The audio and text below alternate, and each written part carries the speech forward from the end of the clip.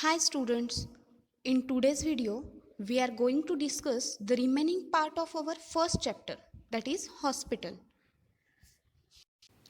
In a first part of chapter we are studied definition, functions and classification of hospital on the various criterias.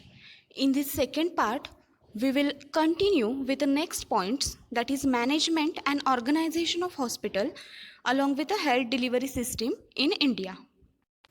So let's start with the organization of hospital or typical hospital organization.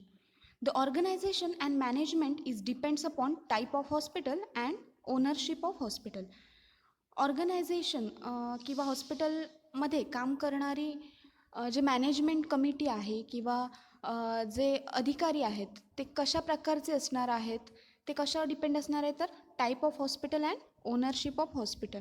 जे किती मोठं आहे hospital, कोणत्या टाईपचं आहे आणि कोणी on केलेलं आहे हॉस्पिटल, कोणाच्या कंट्रोलखाली हॉस्पिटल चालत आहे, त्याच्यावरती ते डिपेंड असणार आहे.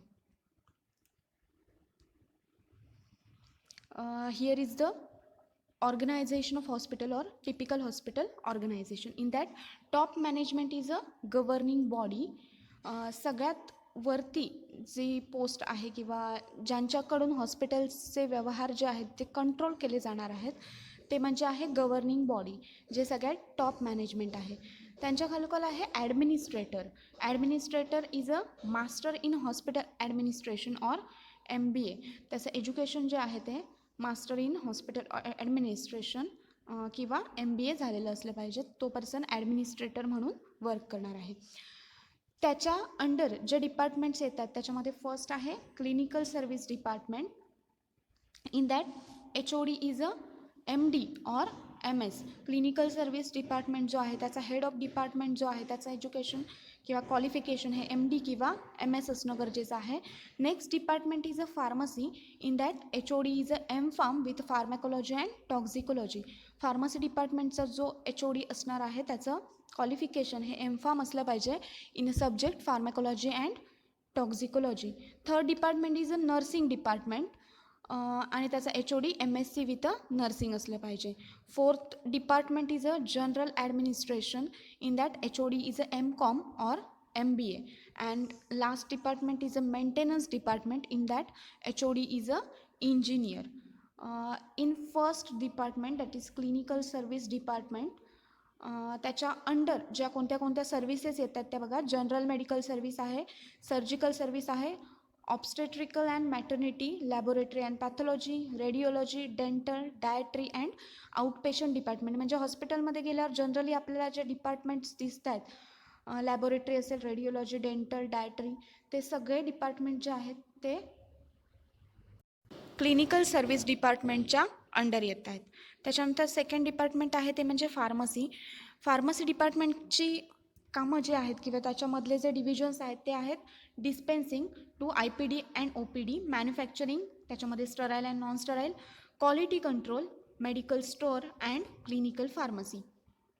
फर्स्ट आहे डिस्पेन्सिंग, म्हणजे IPD आणि OPDसाठी डिस्पेन्सिंग सांगितलं आहे. IPD म्हणजेच in patient department and OPD म्हणजे आउट पेशंट डिपार्टमेंट. आउटपेशंट किंवा इनपेशंट्सना मेडिसिन डिस्पेन्स करणं हे फार्मसीचं सगळ्यात महत्त्वाचं काम आहे. त्याच्यानंतर manufacturing of sterile and non sterile dosage form. Sterile किंवा non sterile dosage form manufacture करायचे आहेत, क्वालिटी कंट्रोल करायचं आहे त्याचं. मेडिकल स्टोअर्स आणि क्लिनिकल फार्मसी हे सगळे डिपार्टमेंट फार्मसीच्या अंडर येतात.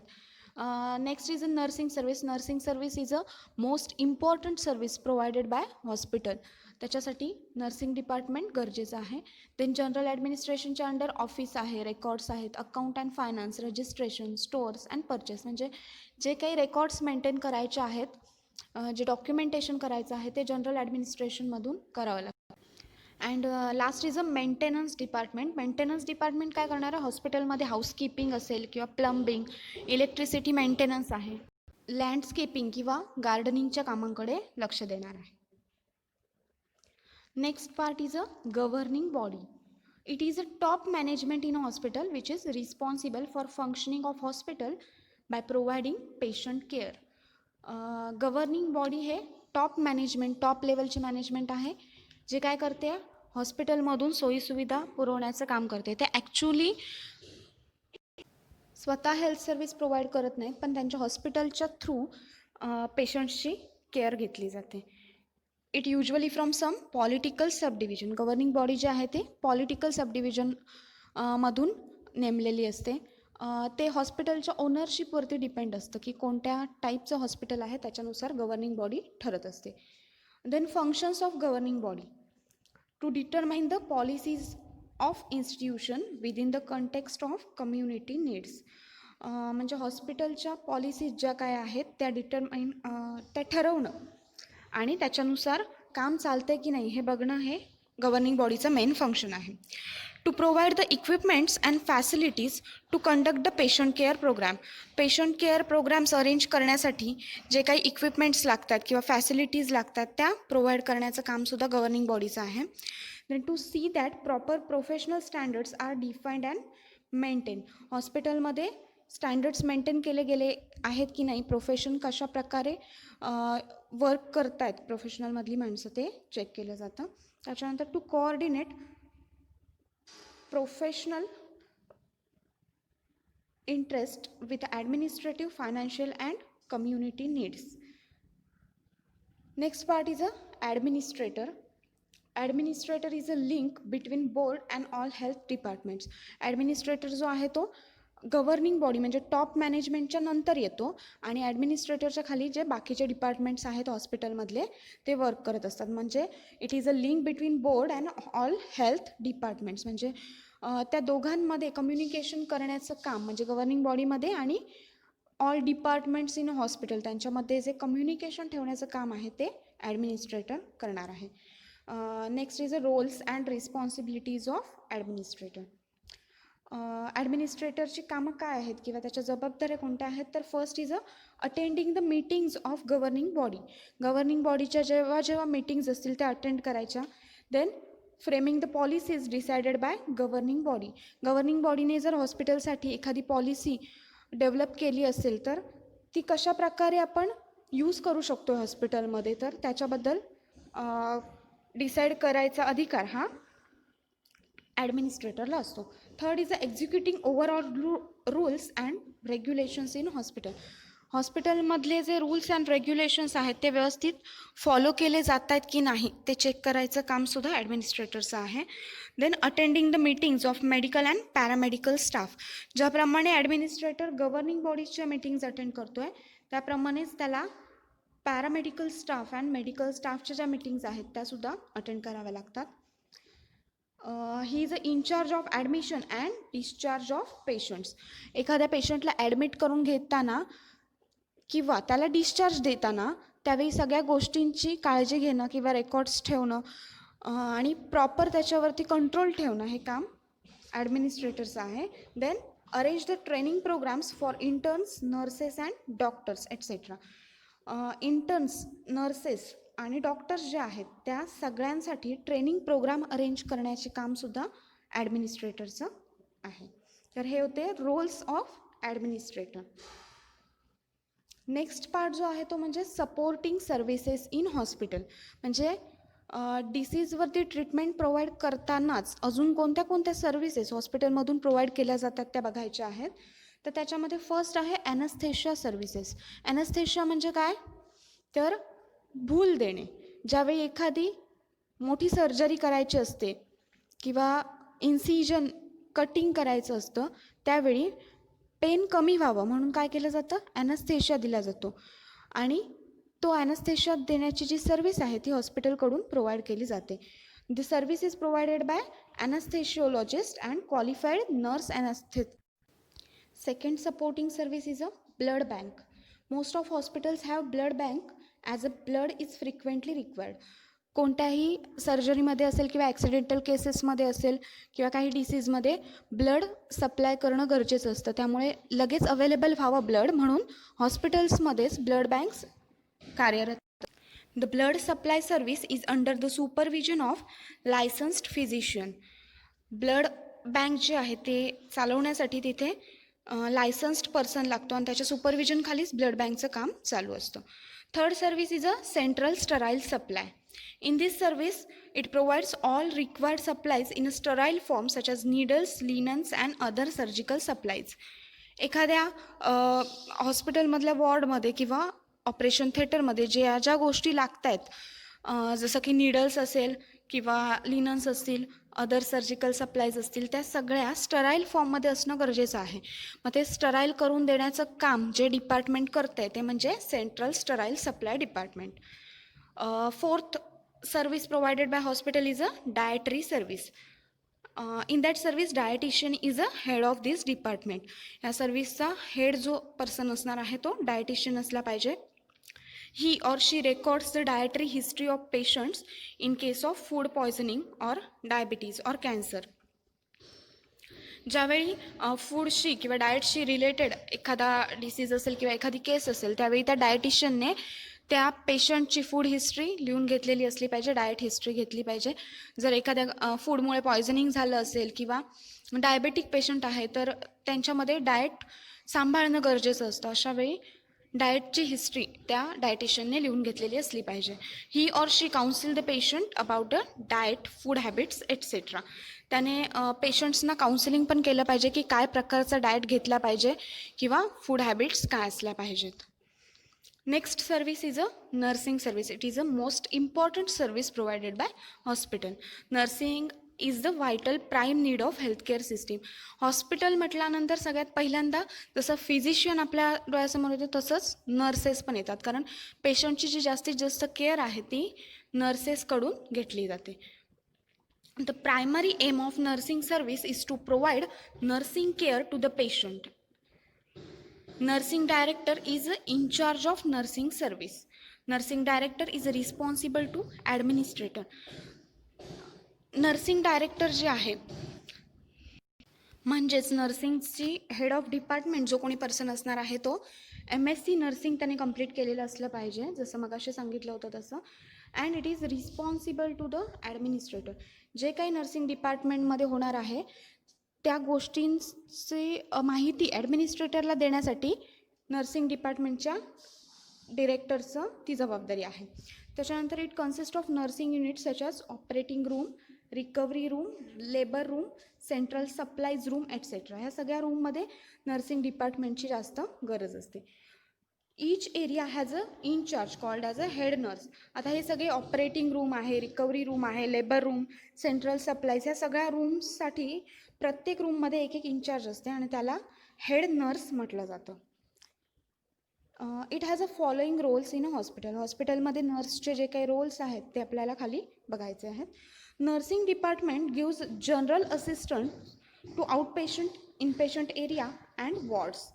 म्हणजे आउटपेशंट एरिया असेल किंवा इनपेशंट एरिया असेल तिथल्या पेशंटची काळजी घेण्याचं मेन काम आहे जे ते कोण करत असतं, नर्सेस करत असतात. Second, it gives assistance to the labour ward and operation theatre.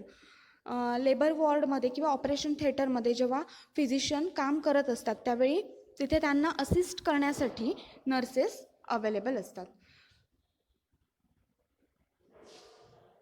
It is the integral part of hospital which keeps coordination with all other department in hospital. Nurses ज्या आहेत त्या हॉस्पिटलमधल्या सगळ्या डिपार्टमेंटमध्ये कोऑर्डिनेशन ठेवण्याचं काम करत असतात. Then maintaining the nursing records and record of quality of service given to the patient. सगळे जे रेकॉर्ड्स आहेत पेशंटचे ते मेंटेन करण्याचं कामसुद्धा नर्सेस करत असतात. Next service provided bye hospital is a medical record services. Medical records म्हणजे काय, पेशंट हॉस्पिटलमध्ये ॲडमिट झाल्यापासून त्याच्या डिस्चार्ज होईपर्यंत पेशंटकडून जी माहिती कलेक्ट केली जाते किंवा त्याला ज्या टाईपचे ड्रग्स दिले जातात, त्याच्यावर कोणती ट्रीटमेंट केली जाते, ह्या सगळ्याचं रेकॉर्ड मेंटेन केलं जातं आहे आणि ते मेडिकल रेकॉर्ड प्रत्येक हॉस्पिटलने मेंटेन केलेलं असलं पाहिजे. त्यामुळे फिजिशियन आणि पेशंटमध्ये काय कम्युनिकेशन झालं किंवा त्याला कोणत्या प्रकारचे मेडिसिन्स दिले गेलेत हे त्या रेकॉर्ड्सवरून आपल्याला कळू शकतं. The record includes identification data, family history, present illness, physical examination data, special examination data, diagnosis, treatment and condition on discharge. त्याच्यामध्ये फॅमिली हिस्ट्री असावी लागते की आधी कोणता डिसीज होता का फॅमिलीमध्ये, प्रेझेंट इलनेस सध्या काय आजारपण आहे ते सांगावं लागतं, फिजिकल एक्झामिनेशन डाटा द्यावा लागतो आहे, special examination data. Special examination डाटामध्ये जर काही स्पेशल लॅबोरेटरी टेस्ट वगैरे केल्या असतील तर त्याच्याबद्दलची माहिती द्यावी लागते. काय डिसीज डायग्नोज झाला आहे किंवा त्याच्यानंतर काय ट्रीटमेंट दिली गेली आहे आणि डिस्चार्जच्या वेळी पेशंटची काय कंडिशन आहे हे सगळं त्या मेडिकल रेकॉर्डमध्ये मेन्शन करावं लागते. The next service is a pathology. The head of department is a MD in pathology. This service analyzes the samples such as urine, blood, sputum, stools, etc. for abnormal constituents. Pathology म्हणजे काय? असं department आहे जिथे samples collect केले जातात पेशंट्सकडून आणि त्याचं analysis केलं जातो आणि त्याच्यामध्ये ॲबनॉर्मल कन्स्टिट्युएंट्स किती आहेत, नॉर्मल कन्स्टिट्युएंट्स कोणते आहेत आणि त्याची व्हॅल्यू टोटल बॉडीमध्ये काय आहे हे फाइंड आउट केलं जातं. त्याच्यामध्ये युरिन सॅम्पल असेल, ब्लड सॅम्पल असेल, फिसेस सॅम्पल असेल, स्पुटम सॅम्पल असेल ते कलेक्ट केलं जातं आणि त्याची टेस्टिंग केली जाते. Next department is a radiology. The head of department is a radiologist, that is MD in radiology. The department is necessary for diagnostic and therapeutic purposes. रेडिओलॉजीमधून डायग्नोसिस केलं जातं मोस्टली कोणता डिसीज झाला आहे आणि थेरपेटिक पर्पजसाठीही ते डिपार्टमेंट यूज केलं जातं.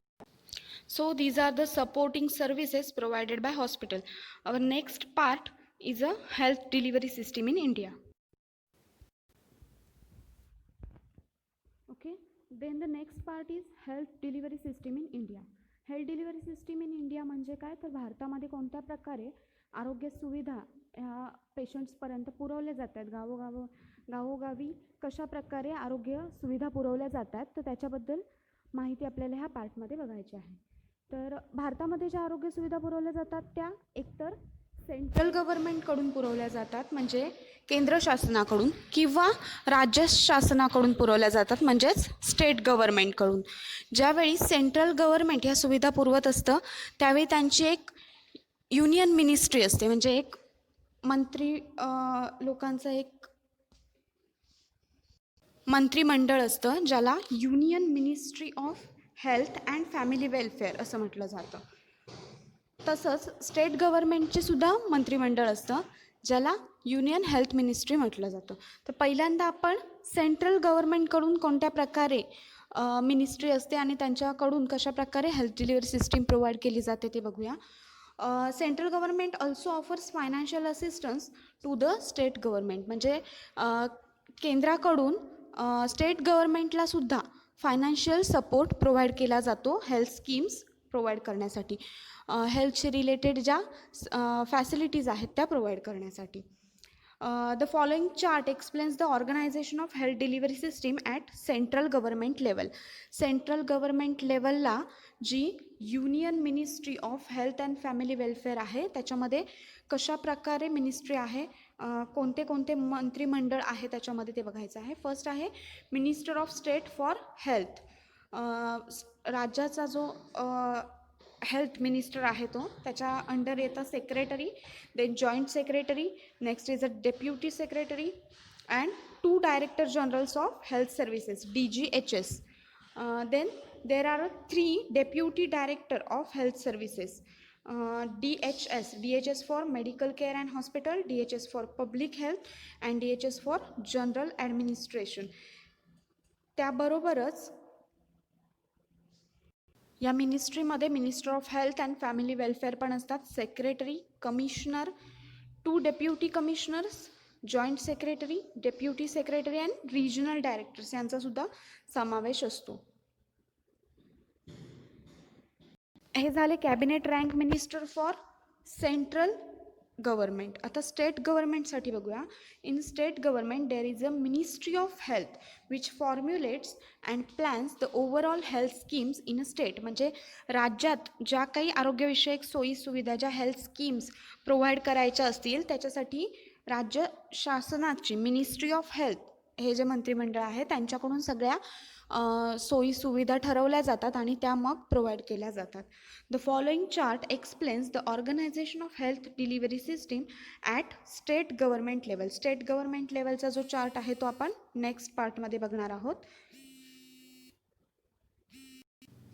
So this is the Ministry of Health. In that, Minister of State for Health, Deputy Minister, Secretary, Deputy Secretary, Director of Health Services, Deputy Director of Health Services, and Additional Deputy Director of Health Services, that is ADHS, is involved.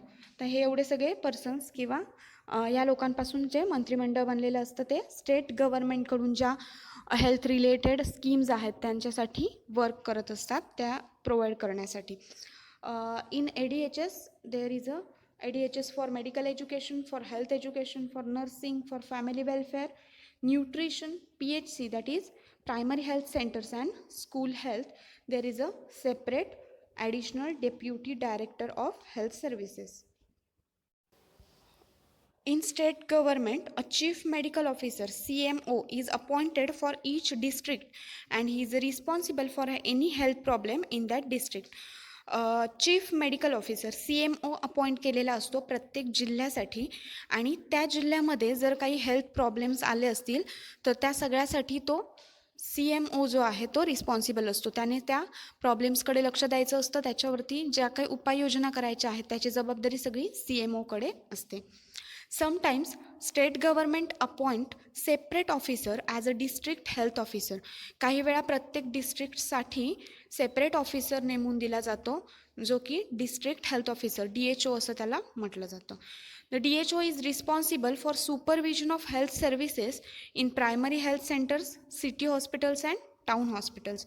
DHO जो आहे district health officer, त्याने काय काय करायचं आहे तर health services ज्या आहेत प्रायमरी हेल्थ सेंटर्समधल्या PHC, जे गावागावांमध्ये PHC असतात तिथे, किंवा सिटी हॉस्पिटल किंवा टाउन हॉस्पिटल, इथून कोणत्या प्रकारच्या हेल्थच्या सुविधा पुरवल्या जातात, तिथल्या हेल्थ सर्व्हिसेस कशा आहेत त्याच्याबद्दलची नोंदणी करायची आहे, त्याने पाहणी करायची आहे, आणि तिथे जर काही प्रॉब्लेम असेल तर त्याने स्टेट गव्हर्नमेंटकडे ते वरती कळवायचं आहे, आणि त्या सगळ्या गोष्टींसाठी तो DHO जबाबदार असणार आहे. So students, our first chapter, that is hospital, is ends up with this.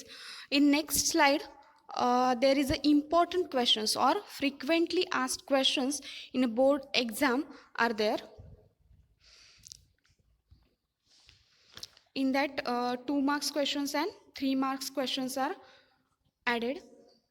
So refer this question for exam point of view. And we will meet soon with new video of next chapter. Thank you.